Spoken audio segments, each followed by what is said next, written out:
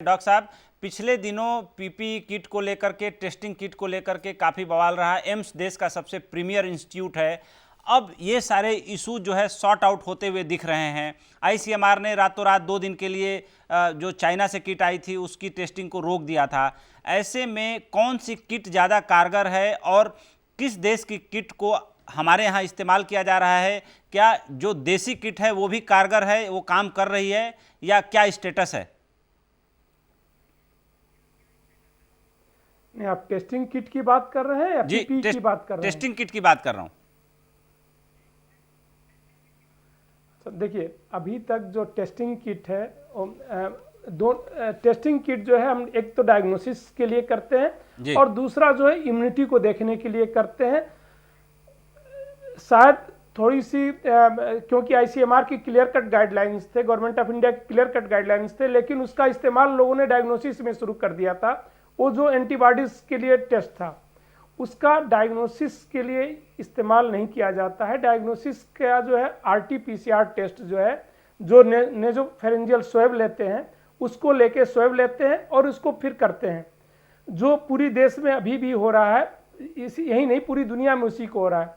दूसरा जो चाइना से किट आया हुआ था, वो एंटीबॉडीज को टेस्ट करता है कि शरीर में प्रतिरोधक क्षमता जो है उस वायरस से लड़ने की बन गई है कि नहीं, उसको लेके। और जो किट आया हुआ है उसमें कुछ प्रॉब्लम थी। आईसीएमआर ने 2 दिन बाद ही उसको विड्रॉ कर लिया था, उसने एडवाइजरी जारी कर दी थी।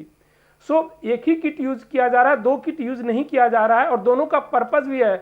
शायद कल हम जब कम्युनिटी में हमें ये देखना हो कि रियली ट्रांसमिशन कितने % लोगों को हो चुका था, हो सकता है इंडिया में ये भी संभावना है कि काफ़ी ज़्यादा लोग एसिम्टोमेटिक रहे हों, उनको इन्फेक्शन हुआ और वो ठीक हो चुके हों। इसको जानने के लिए हमारे पास एक ही तरीका है कि हम एंटीबॉडीज़ का टाइटर जानें कि कितना एंटीबॉडीज़ बना है कि नहीं। अगर आप में कोरोना के एंटीबॉडीज़ बने हैं, इसका मतलब कि आपको इन्फेक्शन हो चुका था और आप ठीक हो चुके थे, शायद आपको पता नहीं चला।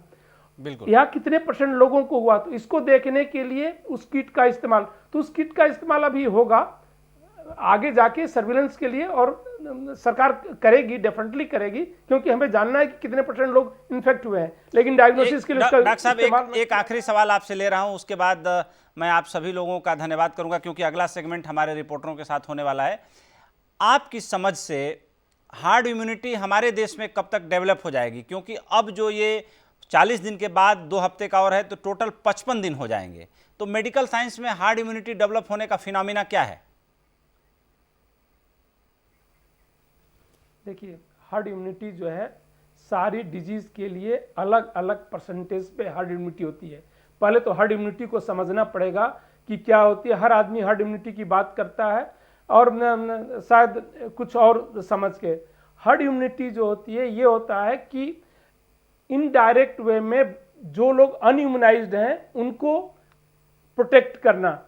जैसे मान लीजिए इस कोविड के केस में कि अगर एक कोविड केस जो है 3 लोगों को इन्फेक्ट कर रहा है, मान लीजिए अगर, तो अगर हम 2 लोगों को प्रोटेक्ट कर लेंगे, या तो इम्यूनाइजेशन के द्वारा, या अगर उनको इन्फेक्शन हो गया और उनमें इम्यूनिटी है, तो तो एक आदमी जो एक को ही करता रहेगा। तो अगर 66% पॉपुलेशन को हमने इम्यूनाइज कर दिया, तो वह आगे डिजीज नहीं बढ़ेगी। और जहां 66% से ज़्यादा हमने इम्यूनाइज किया, इम्यूनाइज करने का मतलब सिर्फ वैक्सीन नहीं है, नेचुरल इम्यूनिटी वे इन्फेक्शन से भी हो सकता है।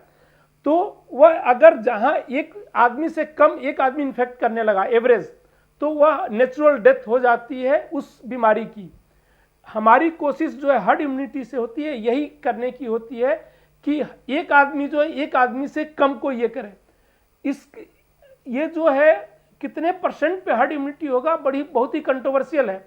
यह जो है अलग अलग जो लिटरेचर हमारे आए हैं, जो साइंटिफिक एविडेंसेस हैं, वह एक R0 की हम बात करते हैं कि वो एवरेज कितने लोगों को इन्फेक्ट कर सकता है, वह 2 से लेके और 5 के बीच में आ रहा है। अगर 5 हो गया तो 80% से ज़्यादा लोगों को चाहिए हमें हार्ड इम्यूनिटी डेवलप करने में, तब इस बीमारी को कंट्रोल कर पाएंगे।